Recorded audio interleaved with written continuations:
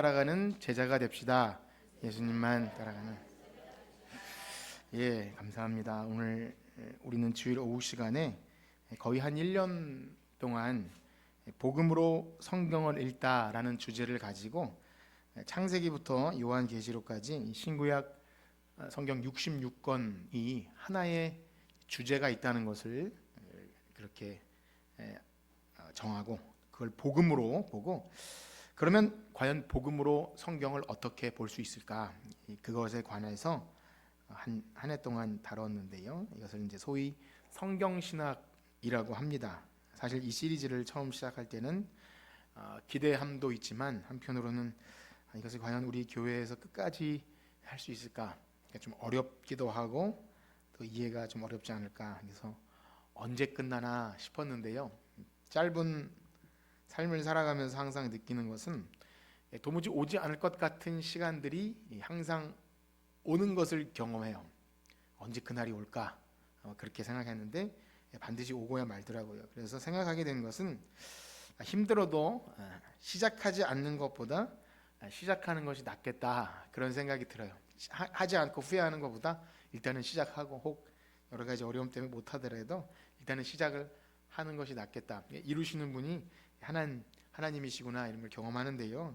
특별히 우리가 신앙인으로 살아가는 동안 아무리 믿음이 좋은 것 같고 신앙생활 오래 한 것 같아도 정말 성경을 사랑하여 날마다 성경을 연구하고 묵상하는 일은 쉬운 일이 아닌 것 같습니다. 목사가 되어도 결코 쉬운 일이 아니에요. 그 평신도가 그렇게 한다는 건 엄청난 일이라는 생각이 드는데요.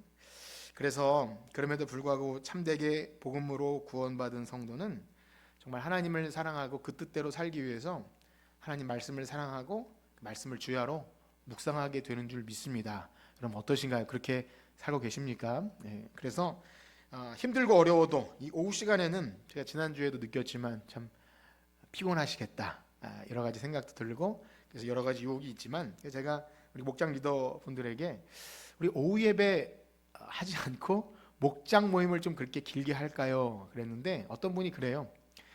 좀 자더라도 오후 예배 시간에 나와서 자는 게 낫습니다, 이렇게 얘기를 하셔서 이게 좋은 소리인지 안 좋은 소리인지 어쨌든 저도 오후 예배가 좋습니다. 찬양하고 좋은데 때로는 제가 여러분들 좀 새벽부터 하시는 분들은 좀 고문을 하는 것이 아닌가, 이런 생각이 들지만 그래도요, 인간적인 생각이고요. 오후 시간에는 특별히 제가 어떤 좀 주제를 가지고 말씀을 전하고 있는데 이것은 주님 오실 때까지 참 포기할 수 없는 일인 줄 믿습니다. 좀 때로는 유혹이 있고 어려워도 말씀을 통해서 하나님 뜻을 깊이 이해하고, 그리고 좀 그래도 오후 예배 계시는 분들이 이렇게 말씀드리면 그렇지만 조금 더 좀 나으신 분이시죠? 네, 어떠신가요? 네, 그렇게 비교하면 그렇지만 어쨌든 오후 예배까지 계시는 건 그래도 또 말씀 듣기를 사모하는 분인 줄 알고, 조금 그래도 난이도가 있더라도 그런 좀 주제를 가지고 전하고자 합니다. 그래서 추석 연휴를 지나는 동안 이 시리즈가 끝나고 어떤 말씀을 해야 될지 여러 후보가 있어서 고민을 했는데요. 그 중에 최종적으로 이제 제가 마음에 어떤 것이 유익이 있을까 정한 것이, 우리가 오늘 본문 읽은 것처럼 우리 예수님을 믿는 사람들이 과연 예수님의 제자로 살고 있는가라는 거죠. 예수님을 믿는 것과 제자가 연결이 잘 되고 있는가. 예수님께서 이 땅에 오셔서 제자들에게 가르치셨죠. 가르치시고 명령이 내가 너희에게 분부한 것을 또 가르쳐 지키게 하라. 이것이 끝까지 전하라는 거죠. 복음과 함께 예수님의 그 삶에 대해서도 전하고 그 예수님이 걸어가신 길을 따르게 했다는 겁니다. 소위 이제 제자도라고 할 수 있는데요. 어떠하십니까? 여러분은 대부분 여기 모이신 분들은 뭐 예수님을 믿는 분들이라고 제가 그렇게 믿습니다. 어떻습니까? 여러분 예수님을 구주로 믿으시죠? 네. 그러면 다시 한번 이렇게 말씀드릴게요. 그렇다면 여러분은 예수님의 가르침대로 살아가고 계십니까? 대답이 왜 줄어들죠? 자, 예수님을 믿는 것과 그분의 가르침대로 사는 것은 분리될 수 있는 건가요? 어떤가요? 그래서 믿는 것과 제자가 다른 것인가? 그래서 어떤 사람이 만약에 저는 제자는 아니지만 믿긴 믿습니다 라고 말할 수 있을까요? 아니면 믿지 않고도 제자가 된다고 할 수 있을까요? 그러니까 믿지 않고 나는 그분의 삶은 좋아서 살 수 있다라고 말할 수 있겠느냐 하는 것이죠. 한번 생각해 보세요. 만약에 소위 이제 썬데이 크리스찬이라고 해서 교회 출석은 하지만 그 가르침은 제가 몰라도 그냥 저는 교회 나와서 예수를 믿는다고 하면 구원받는다고 하니 그렇게 내가 신자, 천국행 티켓을 얻은 신자라고 여기고 가르침과는 상관없이 살 수 있느냐는 것이죠. 이 물음은요, 여러분들이 처음엔 믿는다고 해놓고 사냐고 했을 때 좀 대답이 줄어든 것처럼 굉장히 부담되는 질문이지만 우리의 신앙생활 전반에서 늘 말씀이 우리에게 물어오는 질문입니다. 그래서 이것이 왜 부담되냐면 성경을 아예 모르는 사람이라면 상관없지만 그래도 여러분이 나름대로 성경에 관심을 갖고 읽어본 사람이라면 예수님이 이 땅에서 걸어가신 길은 처음부터 불편한 사람의 몸을 입고 오셔서 가장 말구 위에 가난한 집에 최고로 가난했다기보다 그래도 목수의 아들로 사시고 그리고 머리둘 곳조차 없이 사셨고 그분의 가르침을 보면 좁은 문으로 들어가잖아요. 좁은 문으로 들어가라. 그리고 심령이 가난한 자는 복이 있고 나를 위하여 너희를 욕하고 핍박하고 모든 거짓으로 이렇게 자기를 거슬게 말하는 자는 복이 있다. 그리고 나를 따르려거든 어떻게 하려죠? 자기를 부인하고 자기 십자가 지고 따르래요. 그러니까 이런 성경의 내용을 우리가 그래도 외면하지 않고 봤다면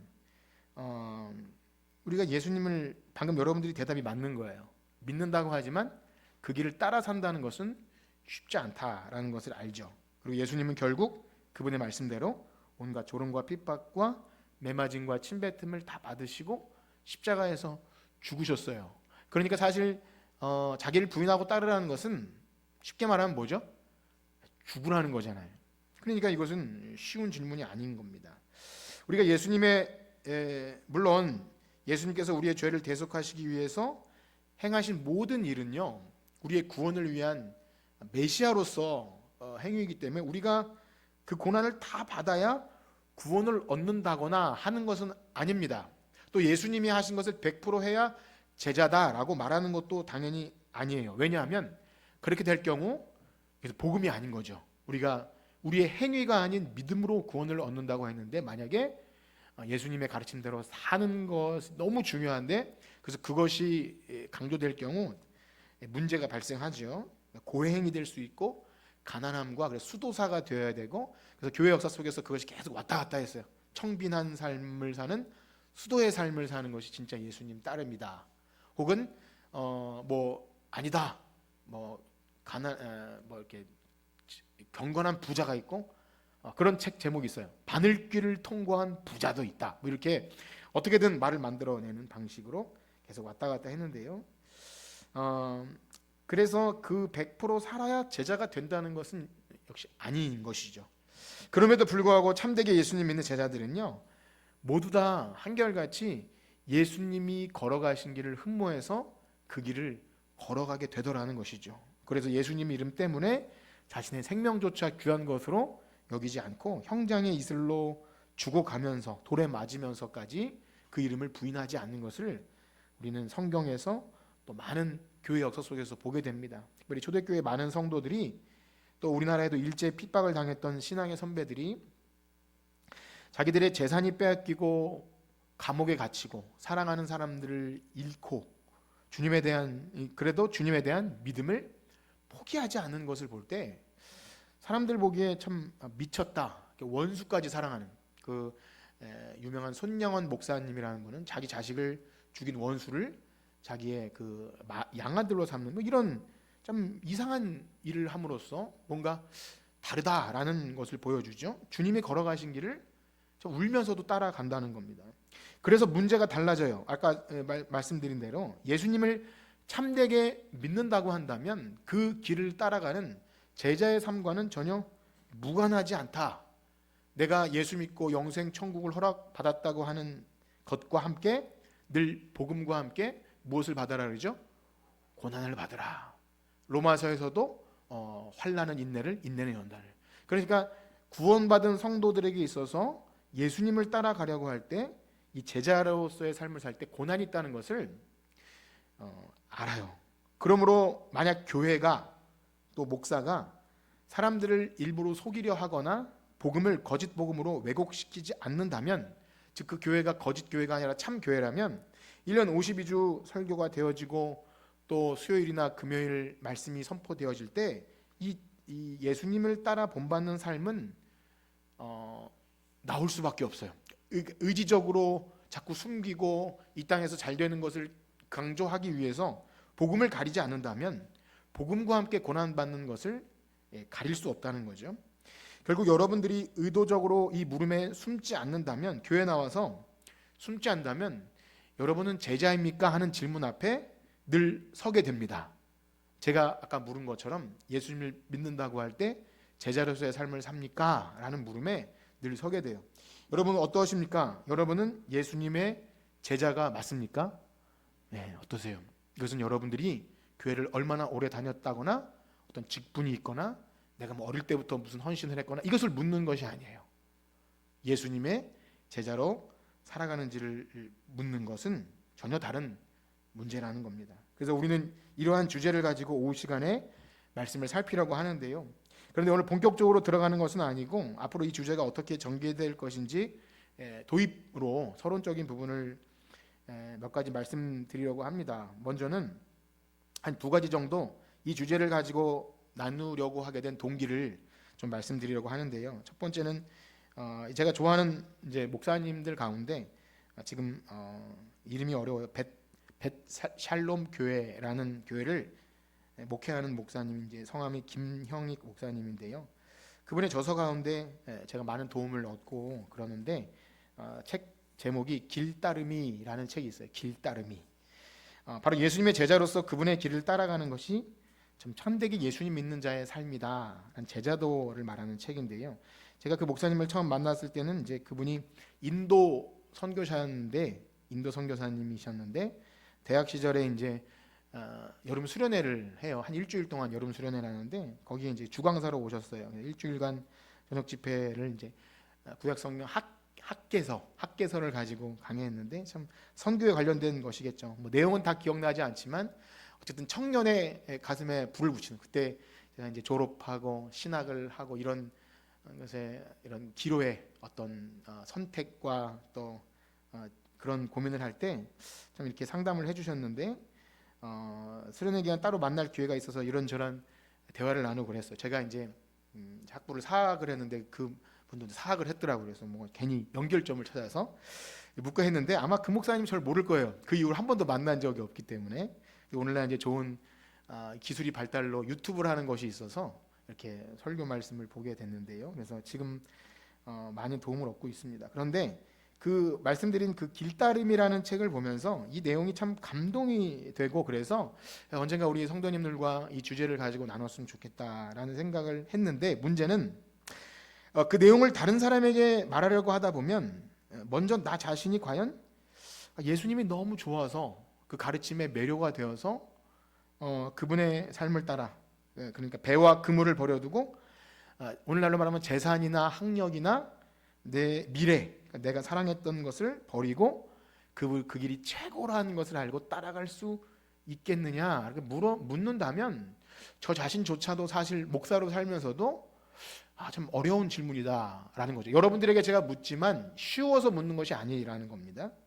그래서 제가 누군가에게 설교를 하고 이것이 예수님입니다, 하나님이시고 삼위일체고 성경 교리가 이렇고를 객관적으로 얘기할 수 있을지 몰라도, 그래서 큰 소리로 뭐 선포할 수 있을지 몰라도 실상 나 자신이 먼저 예수님의 삶과 그 가르침을 본받아서 바울의 말처럼 여러분 제가 예수님 본받는 것처럼 저를 좀 본받으세요 라고 말할 자신이 없는 거예요.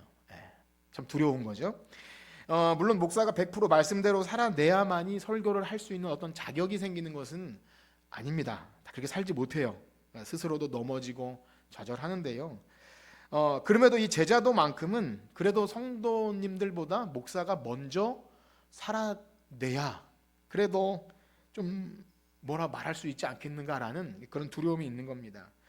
그래서 초대교회 성도들은요, 그 별명이 그 책 제목처럼 길따름이라는 별명이 있었다고 해요. 뭐라고요? 길따름이.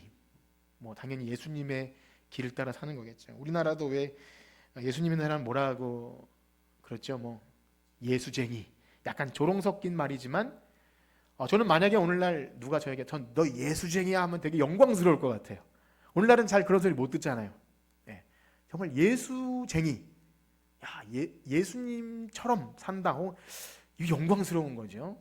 천주 교도들은 천주학쟁이라는 말을 들었다가 천주학. 그것 뭐 조롱 섞인 말이지만 그들의 정체성이 그냥 저 사람 어떤 교회 다닌다가 아니라 그는 어떤 쟁이다. 그래서 예수 따름이다라는 별명은 너무 영광스러울 것 같아요.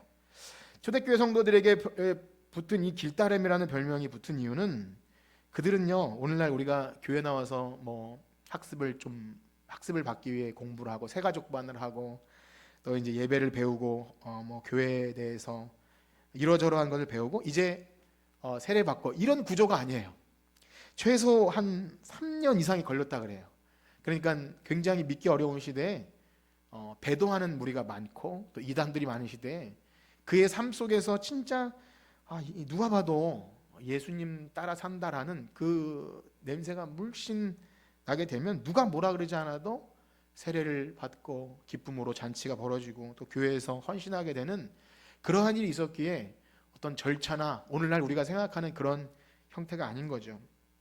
그래서 예수님을 따라가다가 재산이 몰수되어지고 나의 직업이나 미래를 빼앗기는 일이 있어도 절대 포기할 수 없는. 그래서 전 최근에 누구죠? 그 사우디 선교사님이 오셔서 친구 중에 이혼당하고, 들으셨나요 그때? 이혼당하고 직장에서 쫓겨나고 가정에서 호적에서 파냈는데도 저는 예수님 믿는 걸 포기할 수 없는. 그러니까 극한의 환란 속에서 진짜 신앙이 드러난다는 그 생각이 드는데요. 그러니까 한번 생각해 보세요. 예수님을 따라가는 것이 쉽겠습니까? 어렵겠습니까? 어려운 거예요. 그러니까 철로역정에서도 제일 먼저 들어가는 문이 뭐죠? 좁은 문이에요. 좁은 문. 그러니까 아무도 오려고 하는 사람이 없다. 예수님께서 이 산상수훈을 통해서 그게 이제 기독교라는 거예요. 좁은 문. 원래 초기 기독교의 모습이 그랬다는 거죠. 그런데 생각해보면 오늘날 현대 교회의 모습이 대형화되어지고 또 화려해지고 사람들에게 다른 어떤 것으로 매력을 끌죠. 교회의 이러저러한 점으로 가볼 만한 곳. 그래서 이제 쉽게 신자가 되고 세례 직분 받고 때로는 그 직분이나 그것이 서열이 되고 권력이 되고 하게 되는 형태는 결국 기독교적이진 않다라는 생각이 듭니다. 뭐 딱 크고 그렇게 잘못됐다라기보다는 결국 길따름이라는 예수님 제자의 삶은 낮은 데로 향할 수밖에 없고 이렇게 버려지는 것, 또 버림당하는 것 이런 것이 있는 거죠. 도대체 무슨 일이 일어났길래 이렇게 세상을 따라가던 한 사람이 그 길에서 돌이켜서 어떤 어려움이 있어도 예수님을 따르는 길따름이가 되는 걸까요? 사도 바울처럼 모든 것을 분토처럼 똥처럼 여기고 자신이 세상에서 열심히 추구했던 것을 버리고 어떻게 이런 일이 있게 되는 겁니까? 도무지 이해할 수 없는 거죠. 어떤 한 사람의 변화를 통해서 사실 복음이 전해져요. 야, 지금 뭔가 있다. 야, 저긴 뭔가 있다가 되는 거예요. 그러니까 오늘날 우리가 어떤 아무리 좋은 말로 사람들을 끌어들이고 교회는 뭐 좋아요, 밥이 맛있어요 라든지 우리 교회 너무 뭐 다른 어떤 것보다 그의 삶이 전혀 세상을 위해 따라 살다가 완전히 그 주님을 위해 포기할 수 있는 삶을 사는 것을 통해 복음이 전해진 것이 이제 초대 교회 모습이고 그것이 길따름이라는 겁니다. 그래서 이 책의 내용은 그 길을 따라가고자 하는 사람들에게 길따름이가 알아야 될 6가지 물음과 6가지 대답이 선명하게 제시되어 있습니다. 문제는 뭐냐면 그 물음과 답변을 제가 설교로 잘 구성해서 여러분 이러이러한 것이 있습니다 라고 단순히 소개하고 넘어가기에는 죄가 쉽지가 않아요. 제 자신이 쉽지 않고 여러분들이 그냥 그걸 단순히 혹 여길 수 있는 위험성이 있어서 빨리 이 주제를 넘어갈 수는 없겠다라는 생각이 들어요. 그래서 저는 이 책의 내용에 들어가기 없어서 이 물음을 묻게 되는 근본적인 동기가 되는 예수님이 이 땅에 오셔서 하셨던 말씀, 주로 산상수훈이죠. 예수님께서 제자들에게 가르쳐 주신 그 내용, 가르쳐 지키라고 하신 하나님, 예수님께서 전하신 그 말씀을 어떻게 그것이 우리에게 생명이 되고 너무 따라가고 싶어서 매료가 되어서 그 길따름이가 되는지 우리 자신이 먼저 확인해 보고자 하는 것입니다. 그 첫 번째 동기고요. 두 번째는 이 주제를 하게 된 또 하나의 이유는 이런 건데요. 제가 최근에 여러 그룹과 이 거듭남과 십자가를 함께 나누면서 새가족반 교제도 하지만 기존 우리 성도님들하고도 나누면서 어떤 분이 그런 질문을 던지세요. 목사님, 이대로라고 한다면 거듭난 자는 이제 모든 걸 다 내려놓고, 예를 들면 뭐 가정이나 직장이나 뭐 재산이나 다 버려두고 신학을 하든지 아니면 전적으로 하나님을 위해서 살아가야 한다는 말인가요? 이렇게 물어봤어요. 여러분, 이 질문이 어떠십니까? 여러분, 이 질문을 여러분에게 한다면 어떻게 대답해 주실 것 같으세요? 저는 이 질문에는 여러 가지 의미가 있을 수 있다고 생각을 하고, 또 여러분도 충분히 꼭 그런 건 아닙니다 라고 대답해 주실 수 있을 거라고 생각해요. 그런데 일단 다른 생각은 다 내려놓고 어떤 한 사람이 성경이 말하는 복음을 듣고 예수님을 믿기 시작한다고 했을 때, 또 교회 나와서 올바른 말씀을 들었다면, 그러니까 올바른 복음을 들었다면, 아까 전에 말씀드린 처럼 제자들이 배와 그물을 버려두고 예수님을 따랐고, 어떤 부자 청년은 예수님께서 너가 가진 재물을 다 팔아서 가난한 자들에게 나눠주고 나를 따르라. 그러니까 그 부자 청년이 근심하면서 따르지 못했다는 내용들, 혹은 자기를 부인하고 자기 십자가를 지는 이런 말씀을 있는 그대로 받는다면 저는 그분의 질문이 당연한 질문이라고 여겨집니다. 여러분 어떠신가요? 여러분 그런 질문을 혹 해보셨습니까? 교회 나와서 예수님 믿는 동안 내가 예수님을 제대로 믿고 있는 것인가? 내가 세상에서 누리고 즐길 것을 다 가지고서도 제자로 살고 있는가? 라는 그런 질문을 해보셨느냐는 거예요. 어떠십니까? 물론 그 질문의 의도가 정말 모르고 궁금해서 이렇게 해야 된다는 것인지를 묻는 것인지, 아니면 보아하니 교회에 출석하는 많은 사람도 별로 그렇게 살고 있는 것 같지 않은데 왜 성경은 그렇게 가르치고 있는지 의아해서 묻는 것인지는 잘 모르겠습니다. 어쨌든 성경 말씀은 우리로 하여금 이 질문 앞에 늘 서게 되고 곤란하게 우리를 만듭니다. 우리가 늘 애써서 외면하고 무뎌져서 그렇지, 민감하게 말씀에 반응하게 되면, 매일 성경이라도 하게 되면 제자로 살고 있습니까? 라는 질문에 한동안 멈춰서 있어야 돼요. 그렇지 않습니까? 안 그래요? 전 그래요. 설교를 준비하면서도 여러분에게 제자입니까를 물으면서도 저 자신에게 물으면 이거 쉽지 않은 질문이다라고 여겨져요. 그럼 그러셔야 하는 거죠.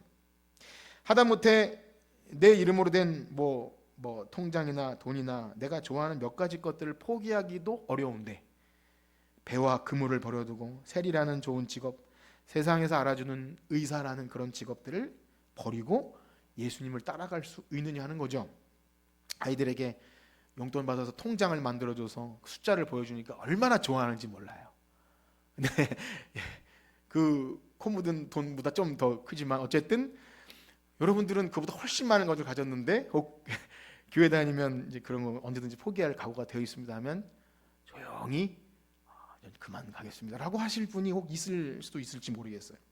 그런 요구 안 하니까 걱정하지 마시고, 그렇습니다. 물론 이 말씀이 정말 우리가 내 이름으로 된 아무 소유도 없이 그냥 무소유로 어떤 통장, 등기 이런 거 다 포기하라는 말은 아니라는 건 여러분 아시잖아요. 그렇다면 도대체 무엇을 가지고 오늘날 예수님을 따르는 제자들이라고 할 수 있는 거냐는 거죠. 놀라운 사실은요, 진짜 신앙의 맛을 아는 사람들은 이 땅에서 잘되고 형통하고 아무런 문제가 없는 상황을 기뻐하면서 거기 머물려고 하는 것이 아니라 주님을 따라가는 길이 좁은 문인 줄 알면서도 이상하게 환난 가운데도 그 길을 가고 싶은 열망이 생긴다는 거예요. 어떠십니까 여러분? 그래도 좁은 길로 좀 가고 싶으십니까? 네, 가서 주님을 더 깊이 만나고 교제하고 의지하게 되는 경험이 쌓이면 경험할수록 이상하게 그 맛을 알고 주님께로 가까이 가요. 그래서 우리가 이따가 부를 찬송 중에도 여러분 그 찬송 아시잖아요. 내 주를 가까이 하게 함은, 여러분 주님과 가까이 가기 원하시죠? 주님과 함께 하기 원하시죠? 내 주를 가까이 하게 함은 그 다음 뭐죠? 십자가 짐 같은 고생이에요. 주님을 가까이 하려면 십자가 지고 따르라 그랬으니까 십자가 지고 따라가요. 그러니까 고생길이라는 거죠. 좁은 문 좁은 길. 그런데 그 다음에 후렴에 뭐죠? 내 일생 소원은 늘 찬송하면서 주께 더 가까이 나가기 원합니다. 여러분, 이 찬송 가사가 여러분의 고백이 되십니까? 미친 거예요. 그러니까 고생길인데 주님과 더 가까이 가기를 원해요. 그것이 있는 거예요. 도대체 뭐라고 이걸 설명할 수 있는 거죠? 그 안에 어떤 놀라운 생명이 있길래 내 안에 그런 변화가 일어났고 그 길을 따라가기로 했냐는 거고, 많은 신앙의 선배들이 그 길을 따라서 목숨도 내어놓고 가게 됐냐는 겁니다. 우리는 이것을 깊이 생각하고 내가 신자가 맞는가를 물어야 합니다. 왜 그렇습니까? 참되게 복음을 듣고 구원받은 성도들은 우리가 갈라디아서나 많은 말씀처럼 이제 내가 사는 것이 아니라 누가 사는 거죠? 내 안에 거하시는 예수 그리스도. 나는 죽었고 그리스도께서 내 안에 사시기 때문에 나의 나 된 것은 하나님의 은혜라. 주님의 명령을 따라 주님이 가신 길을 걸어가는 것을 생명조차 귀한 것으로 여기지 않고 따라가게 되는 것이 마땅한 신자의 반응이라는 겁니다. 그래서 길따름이가 되죠. 그러니 결국 어떤 물음으로 귀결되냐면, 내가 주님을 제대로 알고 믿고 죄에서 해방된, 그래서 새 생명 얻은 거듭난 자이냐는 핵심적인 물음으로 갈 수밖에 없는 거예요. 그러니까 나의 어떠함이 아니라 위로부터 오는 어떤 새로운 생명이 내 안에 들어와서 그것이 일하기 시작했는지를 확인해야 한다는 겁니다. 아무리 교회에서 교리를 가르치고 헌금을 가르치고 제자도를 가르치고 예수님을 본받으라고 하고 예배가 삶이 되고 삶이 예배가 됩시다, 구호를 외치고 선교를 하자고 하는 훈련과 구호로는 안 된다는 거예요. 되었으면 좋겠지만 그렇게 해서는 안 돼요. 그러면 우리는 어떻게 해야 합니까? 우리가 단 믿는 하나는 이거예요. 사람으로는 할 수 없지만 지금도 교회의 머리가 되시는 예수님은 복음으로, 말씀과 성령으로 지금도 그 일을 하시는 거예요. 그걸 믿으시길 축복합니다. 그래서 그것이 있어야 돼요. 내가 예수를 믿는다고 할 때 내 안에 일어난 거듭남을 통해 얻어진 새 생명이 나로 하여금 완전하진 않아도 예수님을 따라가고자 하는 열망과 함께 용기를 내서 한 발자국씩 내딛는 것이 있는지를 확인하셔야 돼요. 다른 어떤 근거가 아닌 이제 우리가 배우게 될 산상수훈을 통해서 그걸 들었는데도 싫지 않고 당장 하긴 어려워도 나도 그런 복 받기 원합니다. 그러므로 저는 이제 이 길따름이라는 제자도에 관한 주제에 들어가기에 앞서서 먼저 이 오후 시간에 그 책이 아닌, 길따름이라는 책이 아닌 너희는 먼저 그의 나라와 그의 의를 구하라, 이 산상수훈의 핵심이거든요. 우리가 과연 너희는 먼저 그의 나라와 의를 구하는 그런 말씀 앞에서 그 말씀을 좀 배우길 원합니다. 마태복음 5장의 산상수훈을 배울 텐데, 여러분 마태복음 5장의 산상수훈을 좀 많이 들어보셨죠? 네. 예수님께서 제자들 무리를 보시고 입을 열어 가르쳐 가라사대 심령이 가난한 자는 복이 있나니 하면서 쭉, 저는 어릴 때부터 이제 외웠거든요. 팔복. 네. 복하면 좋잖아요. 심령이 가난한 자는 복이 있나니. 그리고 쭉 이어서 세상의 소금이라, 또 너희는 세상의 빛이라, 황금률을 얘기해요. 원수를 사랑하라, 도덕적인 삶에 대해 가르쳐요. 여러분은 이 예수님의 가르침을 어떻게 여기고 받아들이고 생각하십니까? 그러니까 예수님께서 이 땅에 오셔서 가르치신 이 내용이 핵심적인 것이 산상수훈인데, 여러분은 이것을 어떻게 여기시냐는 거죠. 어떻게 생각하면 이것이 복음이라기보다 오히려 율법이 더 강화된 것 같은 느낌이 들어요. 그렇지 않습니까? 왜냐하면 구약은 눈에는 눈, 이에는 이, 딱 받은 만큼만 돌려주라는 것이 구약의 이 배상법인데요. 예수님은 뭐라 그러죠? 원수를 내 몸과 같이 사랑하라. 왼뺨을 맞으면 오른뺨을 돌려대라. 겉옷을 가져가면 속옷까지 줘라. 이런 말씀을 하셔요. 그러니까 거기다 마음으로 짓는 죄까지도, 눈으로 또 형제를 입으로 해도 간음하는 것이고 살인하는 것이다. 그러니까 율법이 더 강력하게 자리 잡은 율법처럼 여겨져요. 그래서 이 예수님의 산상수훈에 관하여 교회 역사 속에서 많은 견해들이 있어야 하는데요. 대표적으로 토마스 아퀴나스 같은 신학자는 이것은 모든 신자들이 다 지켜야 될 내용이 아니라 특정 수도사들은 다 지켜야 되지만 일반 신자들은 다 지킬 수 없다라고 그렇게 정리를 한 분도 있고, 종교개혁자 루터 같은 분은 마치 율법의 기능처럼 이것은 지키라고 준 것이 아니라 우리가 도저히 지킬 수 없는 그 비참함을 느끼고 결국 은혜를 구하게 되는 그런 율법의 기능처럼 생각해요. 율법의 기능 중에 그런 기능이 있거든요. 우리로 하여금 죄의 비참함을 자각하고 그리스도께로 도망가게 하는 그 기능이 있어요. 이 산상수훈도 그렇게 보기도 합니다. 그러니까 이 말씀대로 하면 산상수훈대로 살 필요가 있는 거예요, 없는 거예요? 살고 싶지만 살 수 없는. 세대주의자들은요, 이 내용은 당시 유대인들에게만 한정적으로 주어진 교훈이라고 여겨서 지금 우리들은 지킬 필요가 없다라고 말하기도 합니다. 그러면 여러분들은 어떻게 생각하십니까? 교회 그래도 오래 다니신 여러분들은 이 마태복음 5장부터 7장까지 이어지는 산상수훈을 우리에게 지키라고 주신 겁니까? 아니면 그냥 구경하라고 주신 겁니까? 지키라고 주신 것 같아요? 예, 그러면 지키고 사십니까? 어떻습니까? 예, 맞습니다. 지키라고 주신 거예요. 근데 우리가 앞으로 살펴보게 될 마태복음 5장에서 7장까지 이어지는 산상수훈은요, 마태가 실제 예수님의 시간 순서로 이동 동선을 따라서 마치 5장부터 7장까지 쭉 설교한 것을 기록한 것이 아닙니다. 즉 그 말은 뭐냐면 마태의 기록 의도에 따라서 예수님께서 비로소 천국 복음을 시작하시면서 제자들을 불러 모으시고 또 사람들을 불러 모은 자리에서 이 맥락 안에서 이 산상수훈을 가르쳐 주신 거예요. 그러니까 이 말씀의 대상이 한정적이라는 것입니다.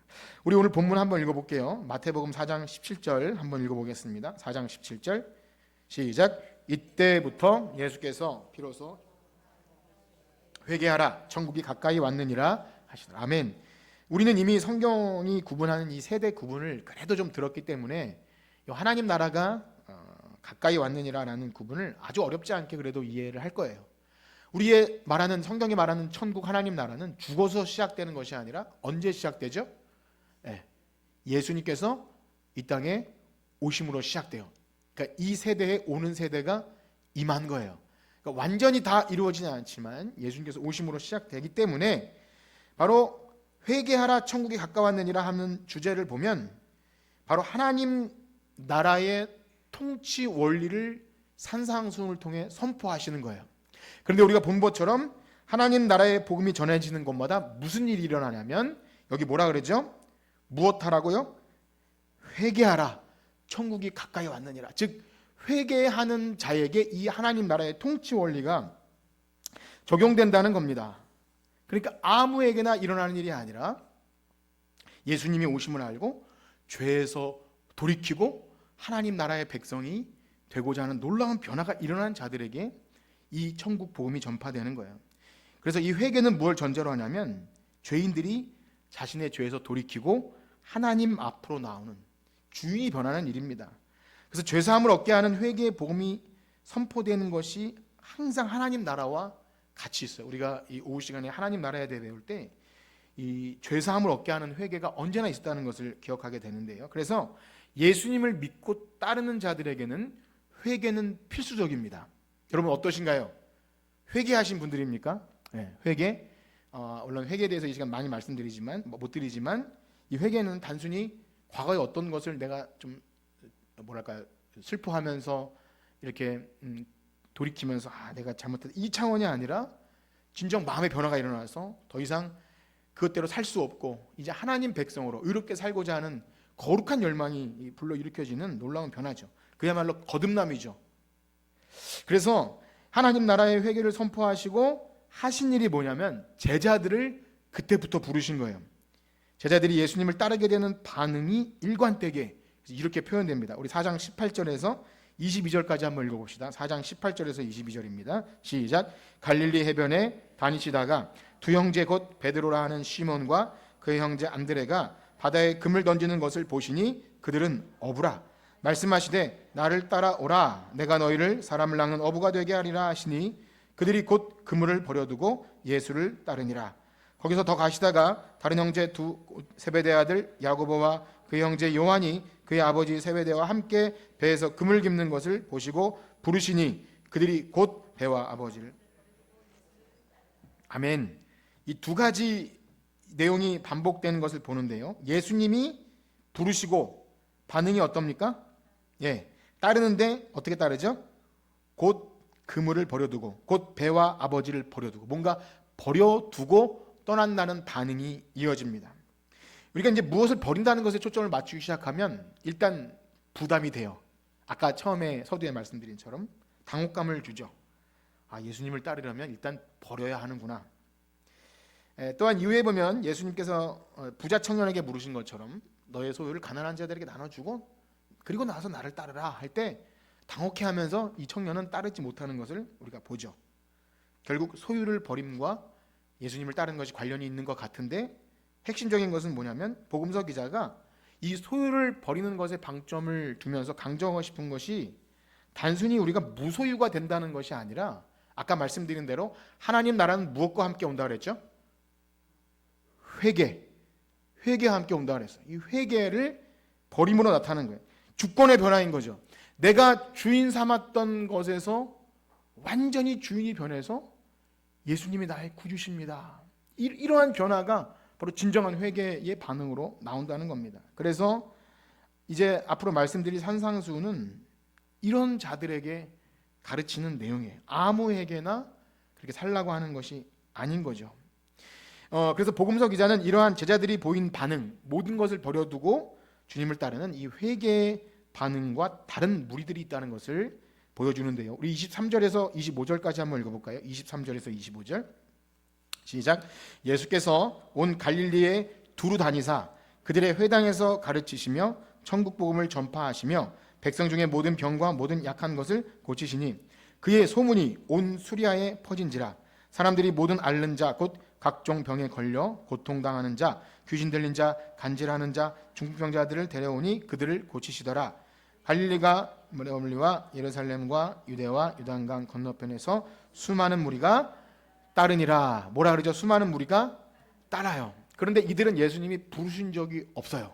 그렇다면 이들은 왜 따른 걸까요? 목적이 달라요. 예수님이 부른 제자들의 부름과 회개의 반응으로 따른 것과 다른 반응, 병이 고쳐지고 내 삶의 문제가 해결되고 이런 자기의 필요에 의해서 자발적으로 따라간 거죠. 나중에 성경에 보면 자발적으로 따르는 어떤 자들에게 따르지 말라고 하는 경우도 있는 것을 보게 됩니다. 그러므로 이 맥락 안에서 산상수훈을 보게 되는 거죠. 자, 그러면 이 두 부류 가운데 예수님이 말씀하셔요. 5장 1절과 2절 읽어봅시다. 5장 1절과 2절. 여기까지만 하는 거예요. 5장 1절과 2절 시작.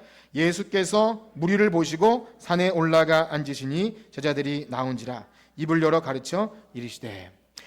오늘날의 성경 구분은 4장 5절이 나누어진 것 같지만 원래는 그런 게 없었어요. 구분이 없었어요. 그런 측면에서 보면 4장에서 이 무리를 보시고 그 다음에 산에 올라가 앉으시니 이제부터 제자들에게 말씀하시는 거예요. 이 한글 성경에서는 그 뉘앙스가 좀 강하지 않은데요. 그래서 제가 이 원문을 그대로 이제 번역한 것을 제가 번역한 것은 아니고요. 그걸 좀 한번 읽어볼까요? 이 원문이 지역된 건데 한번 읽어봅시다. 글자 보이시죠? 네, 감을 잘 버티셨어요. 자, 시작. 예수께서 그리고 무리를 보시고 그가 산에 올라가셨다. 그리고 그가 앉으시니 그의 제자들이 그에게 나왔다. 그리고 그의 입을 열어 아멘. 많은 말씀을 드릴 수 없지만 많은 성경 해석자들은 이 마태가 이 그라는 걸 반복할 때 앞에 4장 10절에서 예수님께서 비로소 천국 복음을 전하기 시작하신 그가 왕으로 오신 그가 누구에가 무리를 보시고 여기서 무리를 보시고 여기 보셨다는 것은 단순히 그냥 눈으로 봤다는 의미가 아니라 그들의 의도를 파악하신 거예요. 그리고 제자들에게 그에게 그들을 가르치기 시작하신 거예요. 그러니까 산상수훈의 대상은 무리들입니까? 제자들입니까?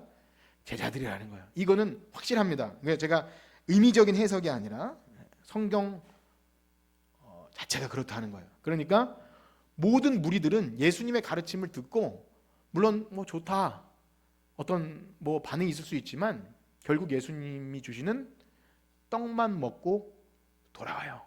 결국엔 예수님을 십자가에 못 박습니다. 이 가르침에 반응한 것이 아니라 자기들이 원함을 따라가요.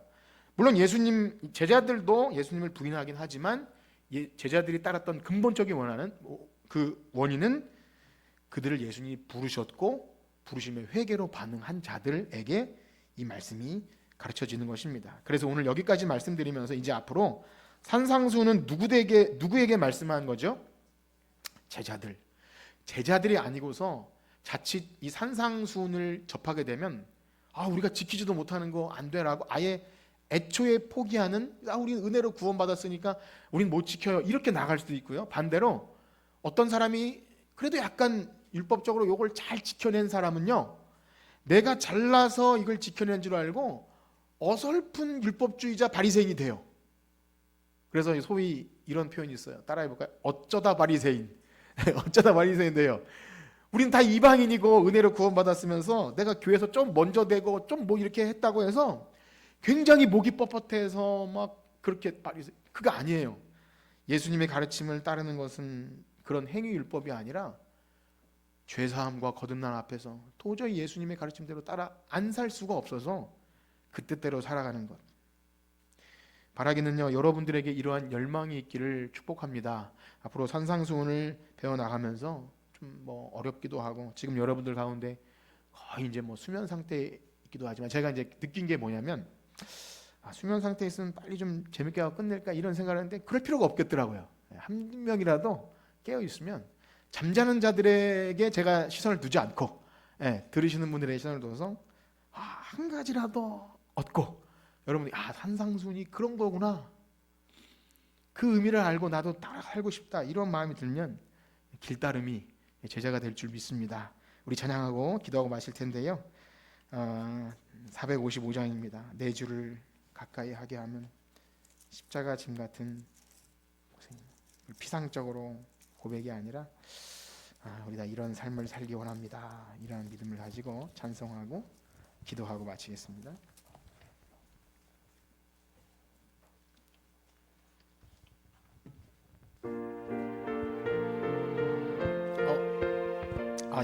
제가 잘못했군요.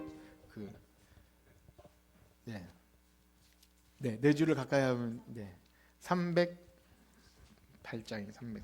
이 찬양도 좋긴 한데 어쨌든 제가 생각을 두 가지로 해서 그런 것 같습니다. 내 주를 가까이.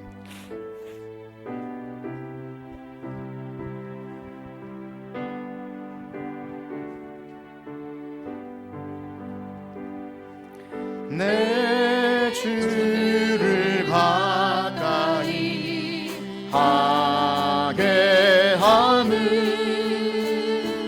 십자가 짐 같은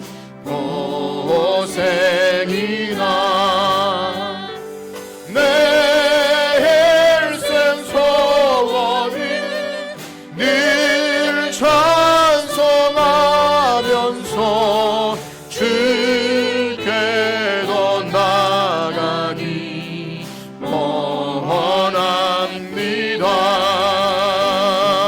내 고생 아닌 것 겠냐고리 돌베개 베고 잠하시니라.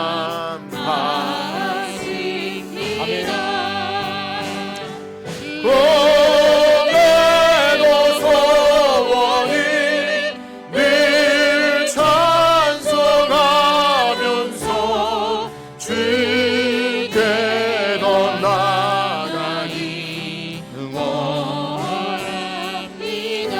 천성에 가는 길, 천성에 가는 길 험하여도 생명길 되나니 은혜로다.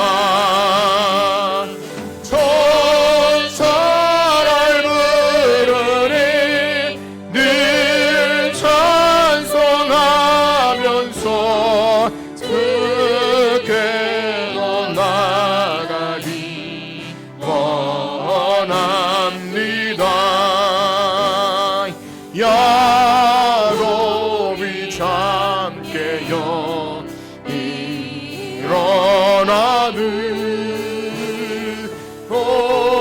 나를 살리고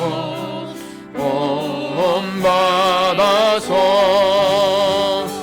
숨쉴 때 되도록 늘 찬송하면서 주께 더 나아가기 원합니다.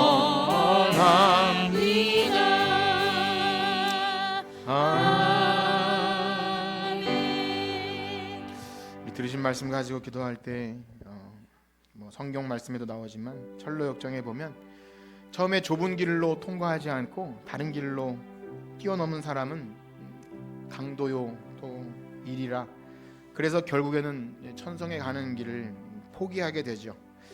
예수님 말씀하신 좁은 길이 뭔지 모르고 그냥 헛된 것을 보고 쫓아가다가는 그 길이 아니어서 중도에 포기하거나 배교하거나 다른 복음을 가지고 살 수도 있습니다. 우리가 배워가는 성경 말씀은 늘 그 길이 좁다고 말씀하시는데, 내가 정말 주님의 제자로서 그 길을 감사와 기쁨으로 가고 있는 제자가 맞는지, 이 시간을 우리가 함께 하면서 말씀에 집중하며 우리 자신을 돌아보고, 하나님, 제가 좁은 길로 가는 길따름이 제자 참된 신자가 되기 원합니다. 내 주를 언제나 가까이 하기 원합니다. 우리 이러한 믿음의 고백을 가지고 함께 기도하겠습니다. 하나님 아버지, 감사합니다. 참된 복음을 듣게 하시고 이 길이 진짜라는 것을 배우게 하시니 감사합니다. 좁은 문으로 통과하지 않으면 결국엔 실패하고 낙심하고 떠납니다. 하나님, 좁은 문을 들어오지 않으면 하나님, 담을 뛰어넘거나 다른 편안한 길로 가게 됐을 때 천성에 이르지 못하고 여러 가지 유혹과 시험에 흔들려 결국에는 하나님 나라에 이르지 못하는 것을 보게 됩니다. 우리가 예수를 믿는다는 것에 대한 깊은 고민이 있게 하시고, 내가 제대로 잘 믿고 있는가, 하나님 나라의 복음을 가지고 정말 주님을 따르는 제자의 삶을 사는 것을 다시 한번 말씀을 통해 확인해 나가게 하여 주시옵소서. 이 물음에 피해가지 않게 하시고 한 주간 살아가는 동안도 내가 과연 예수님 믿는 제자가 맞는가를 묻게 하시고 대답하게 하시고, 그 대답이 너무나 비참하고 초라하다면 다시금 십자가 지는 예수님을 기억하며 원래 자리로 돌아가게 하여 주시옵소서. 좁은 문 좁은 길 주님의 십자가 지고 따라가는 예수님 제자가 되길 원합니다. 그러지 않고서는 다른 길은 없습니다. 예수님 가신 길이 아니고서는 다른 길은 없습니다. 주님, 우리에게 참된 복음의 그 말씀을 듣게 하시고 그 길로 따라가는 하나님 백성 되게 하여 주시옵소서. 이 길이 아니면 우리는 실패하자요 망합니다. 세상의 넓은 길로 갔다가 망할 수밖에 없사오니 주여, 회개와 순종으로 믿음으로 걸어가는 이 좁은 문 좁은 길 날마다 따라가게 하여 주시옵소서. 감사합니다. 주님, 한 주간 살아가는 동안도 우리 사랑하는 성도들이 들은 말씀을 기억하며 묵상하며 그 길 따라갈 때 힘든 어려움과 환난이 있다 할지라도 결코 포기하지 않고 이 길을 끝까지 따라가는 주님 백성 될 수 있도록 우리에게 용기를 주시고 지혜를 주시옵소서. 감사합니다. 예수님의 이름으로 기도합니다. 이제는 우리 주 예수 그리스도의 은혜와 하나님 아버지의 무한하신 사랑하심과 성령님의 감화 감동 위로 교통하심이 오늘 예수님을 믿는 길이 제자의 길임을 알고 좁은 문을 몰랐다면 다시금 좁은 문으로 돌아가 주님 따라가는 그 길따름이가 되길 원하는 성천교회 성도들 머리 위에 이제로부터 영원토록 함께 있을지어다. 아멘.